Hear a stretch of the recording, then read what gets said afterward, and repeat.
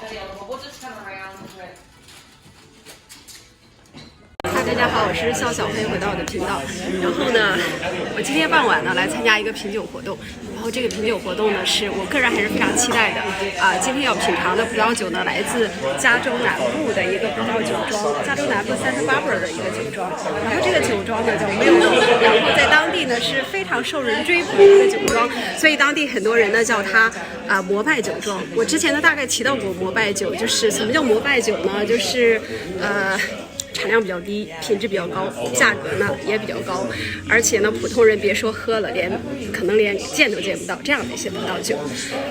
那今天晚上品尝的这些葡萄酒呢，可能价格不像是别的那些膜拜酒那么高，但是总体来说呢，基本上，比如在加州的售价每瓶呢也都在$100以上，还是比较高的。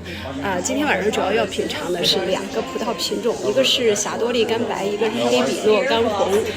这2个葡萄品种呢，我也都非常喜欢，所以我个人非常期待。当然是不同年份的一个纵向的一个品尝。现在呢，大家都在陆续进场了。然后，首先呢是一个起泡酒开场，然后接下来呢，大家看我的直播内容。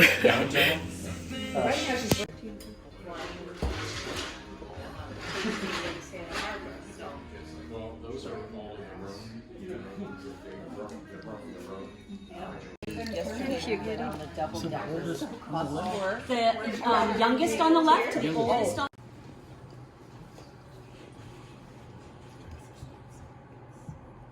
I'm the director of sales at Milroad Wines, the only employee besides our winemaker Matt.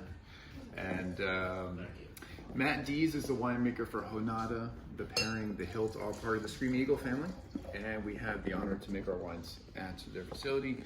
Very small production, roughly around 550, 600 cases a year, really just micro. Also director of sales for Kimsey Wines. Kimsey is a rowing program, also with Matt Dees at the helm, and they're also making our wines at Honada too. They're from the Valley Canyon AVA. I've been don't necessarily age your wines. We're so used to aging like Burgundies and Burgundies.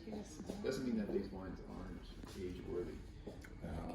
I've seen a lot of producers like Jim Clendenin from ABC, throwing down his wines and pouring these old wines out.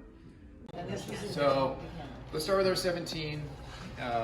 One of our young wines is just released into the wholesale market this year. We always wait an extra year to put our wines out in the wholesale market, so everyone on our mailing list gets it the year before. So let's taste the 17. You immediately know it's going to taste like a young wine. It's incredible. So the longer these wines are open, the more rounded and softer they're going to be.